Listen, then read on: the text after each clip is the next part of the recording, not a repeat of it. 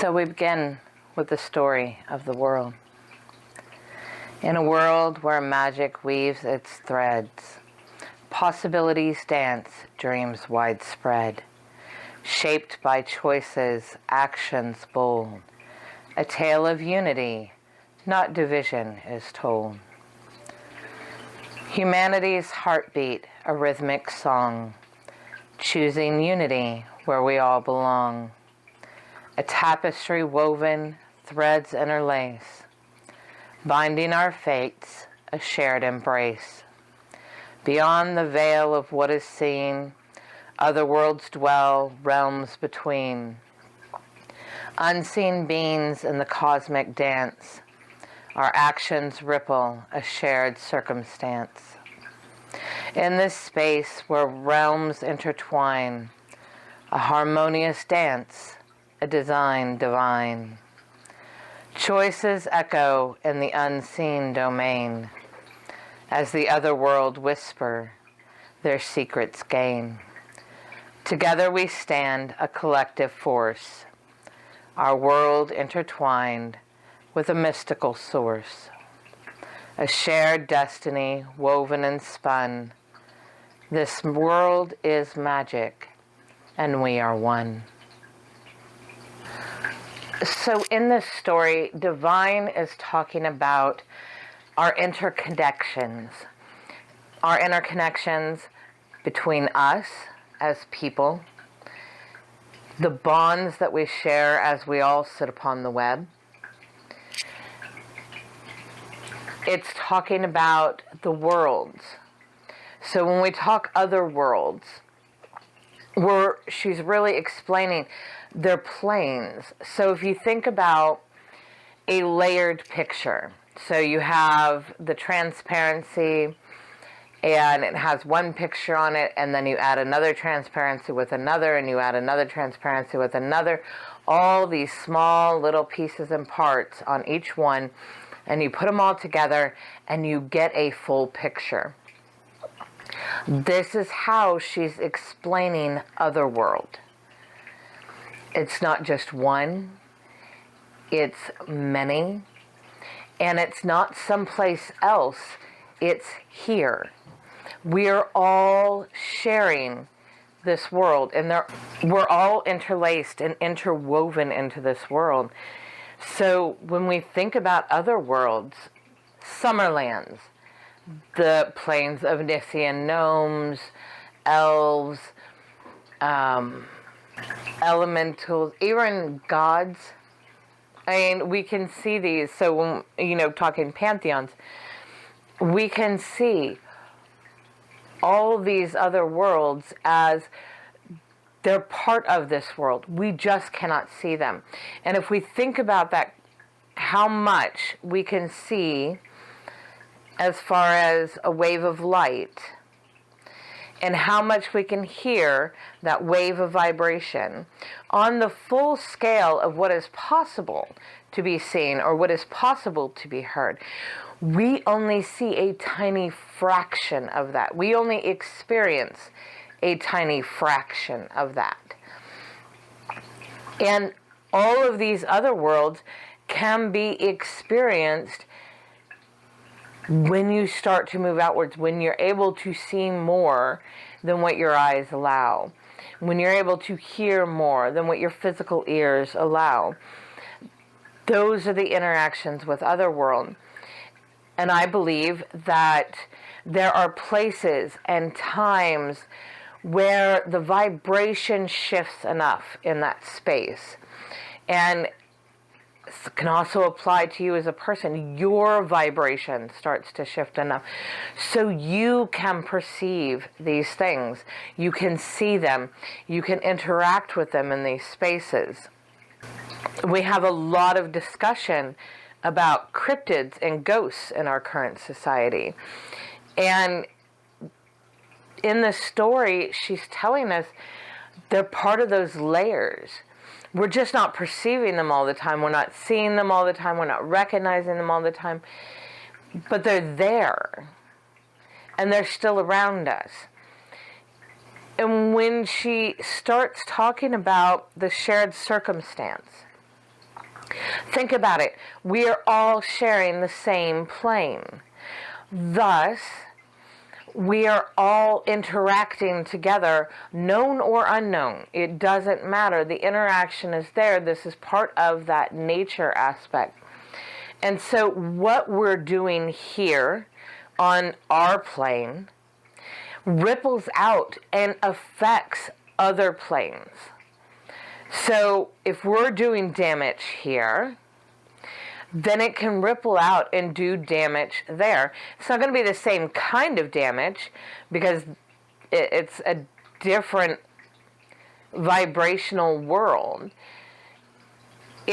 But it will have an effect on them. The same as if we do something positive here and healing here, it will have an effect on them. So that is that shared circumstance, understanding first the connection between them, and then seeing how that cause and effect works between all of us. And it goes both ways. What they do there ripples out and affects our world too. And it's different the way that it affects us, but it still affects our world. And we're still seeing little bits of that from whatever they've done. So by understanding this interconnectedness, by understanding this shared circumstance, it starts to bring us to a point of thinking, really thinking about what we're doing and how our actions, how our words, what we choose to do in our space, our plane, how can that ripple out and affect other planes, both positive and negative. And it starts to create a different kind of mindset for us, where we're being more conscious about those aspects of what we're putting out, what kind of energy we're surrounding ourselves with, what kind of actions are we doing, how are we connecting with our land, our plane, how are we connecting with it, how are we interacting, how are we working with it, what are we doing to it. She also talked about that same interconnectivity between humans, between you and I. And thinking about it again in that context, we're all sitting on the web. We're all interconnected by this web. So what I do, the words I speak, the actions I choose, the energy I decide to embody and incorporate into my life is going to ripple out and affect others. The closer you are to me, the more that's going to be affected to you. The farther away, the less of the ripple you're going to feel, but it's still there. We're still putting that out, and it's not just us. It's you and I together. And so again, that type of mindset, that type of understanding starts to really shift and shape what we choose to do, what energies we choose to embody, what actions we choose to do, especially when connecting with other humans and talking about human-to-human interaction. Because what I'm doing to you, I'm also doing to myself. Not in the same measure, but it's still a part of me. It still affects me. By having this understanding, I think, in my opinion, by having this understanding of the other world in this context, and having this understanding of humanity in this context, this is where we don't need religions and laws to tell us how to behave, what is right and wrong. All of these moral foundations start building within this process and understanding, where our choices aren't based from an ego space.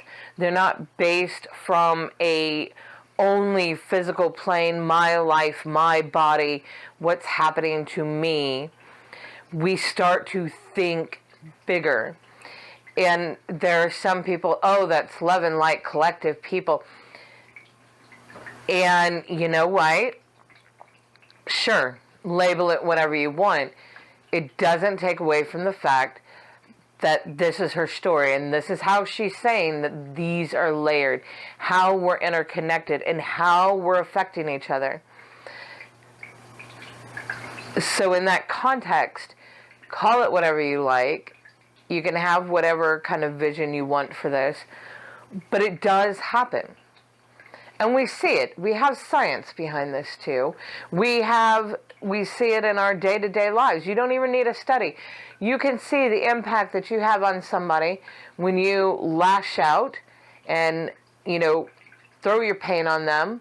And then what's the resulting cause? You have guilt. And now you're both miserable. And you need to heal.